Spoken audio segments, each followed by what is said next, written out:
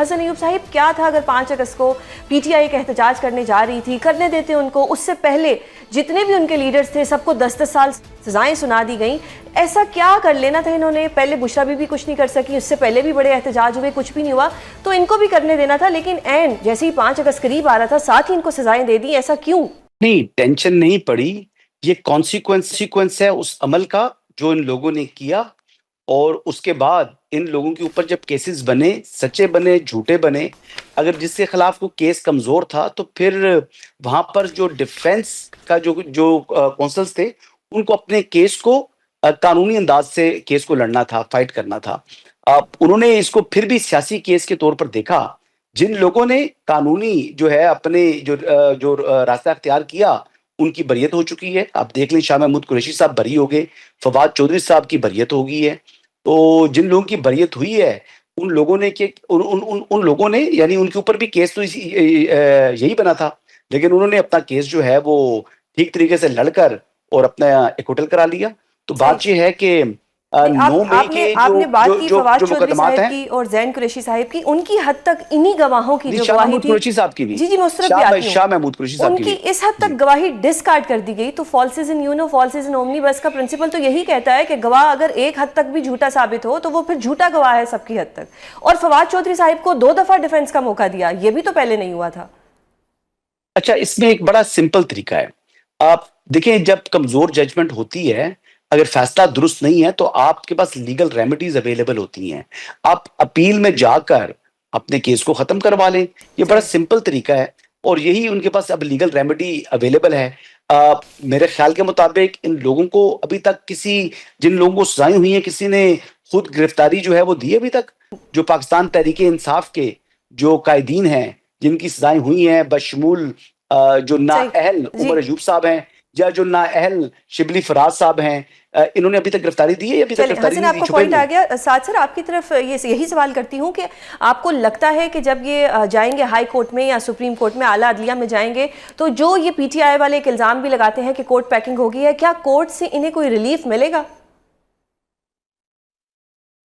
دیکھیے، جیسے کہ آپ کے سوال کے اندر ہی اس کا ایک چھوٹا سا جواب بھی پنہا ہے، اور میں اسی پہ تھوڑا آپ کی اجازت سے ایکسپاؤنڈ کروں کہ اگر تو پچھلے اکتوبر سے پہلے کی بات ہوتی، یعنی کہ 26ویں ترمیم سے پہلے کی عدالتیں ہوتی، تو اس میں ہمیں ایک پیٹرن نظر آ رہا تھا قانون کے اندر کہ کچھ ایسے مقدمات تھے جن کے اندر حکومت اور جو ریاست ہے اس کے حق میں فیصلے ہو رہے تھے، اور کچھ ایسے مقدمات تھے جس میں جو بھی حکومت یا ریاست کے اگینسٹ فریق ہو اس کے حق میں بھی کچھ فیصلے ہو رہے تھے، جس میں بہت سارے فیصلوں کی ہم اگزامپل دے سکتے ہیں۔ شاید سب سے سر فہرست جو فیصلہ ہے وہ 12 جولائی کا مخصوص نشستوں کا ہے۔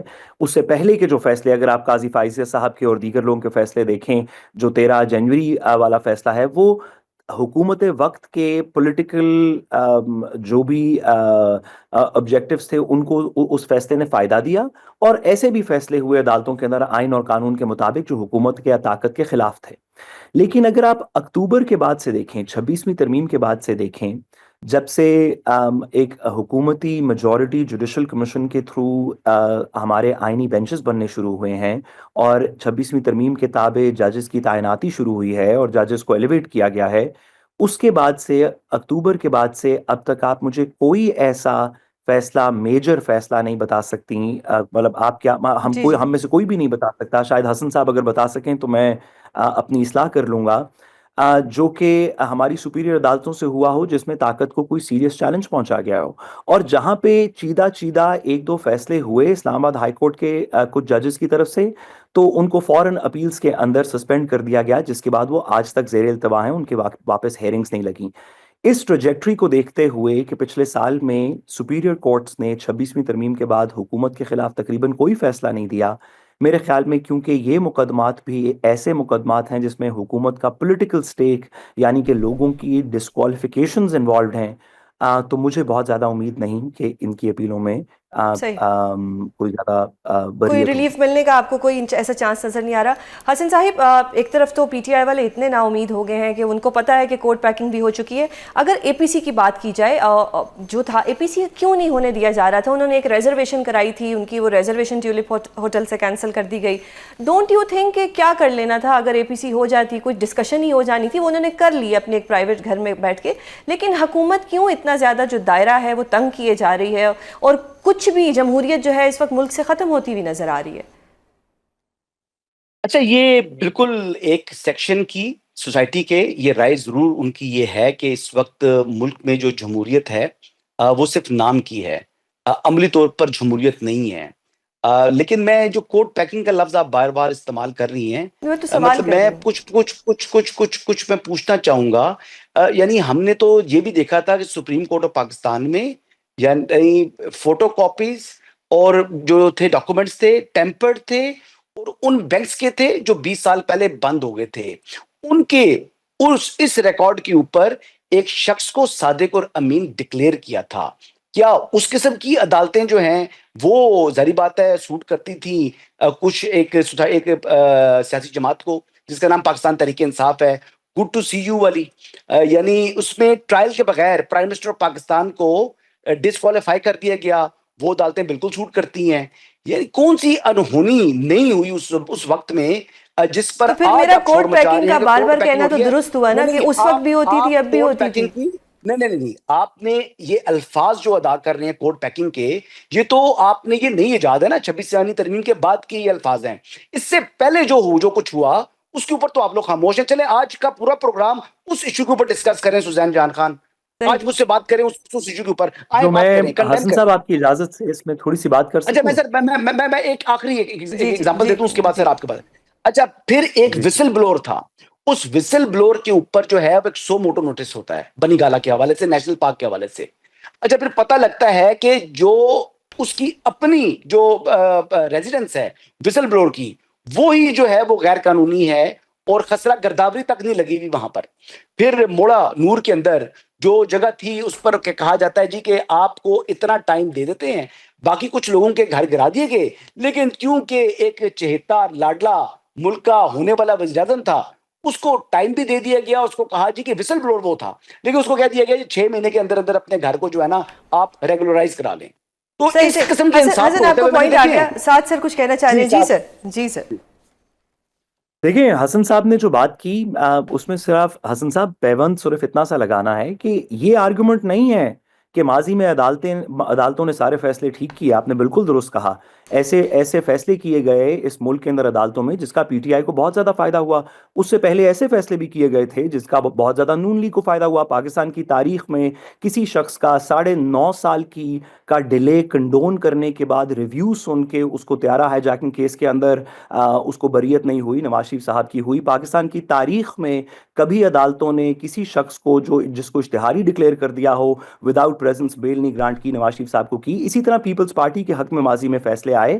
عدالتوں نے تمام پولیٹیکل پارٹیز کے پرسپیکٹو کے اندر ماضی میں غلط فیصلے بھی دیے، اس میں کوئی شک نہیں. لیکن سوال یہ ہے کہ ان پیریڈز میں، خواہ وہ مشرف صاحب کا پیریڈ ہو، خواہ وہ اس کے بعد یہ نواز شریف صاحب والا period who, P T I والا پیریڈ ہو، اس میں ایک امید برقرار تھی کہ ابھی بھی عدالتوں میں کچھ ایسی اپرچونٹیز ہیں کہ اس وقت کی حکومت کے خلاف بھی فیصلے آ رہے تھے، حق میں بھی آ رہے تھے، اچھے بھی آ رہے تھے، برے بھی آ رہے تھے.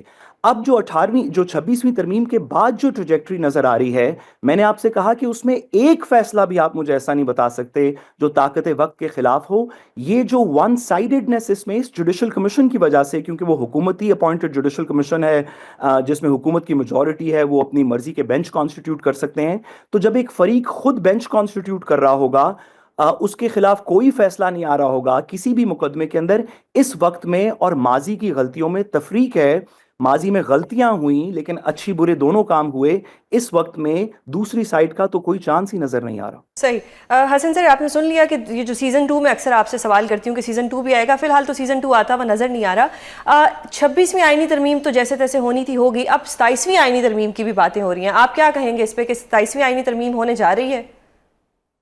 نہیں ابھی بار کونسل کے الیکشن ہونے ہیں, یہ بار کونسل کی تمام بار کے الیکشن کمپلیٹ ہوں گے, اس کے بعد جو ہے نا 27th امینڈمنٹ نہیں آنا ہے.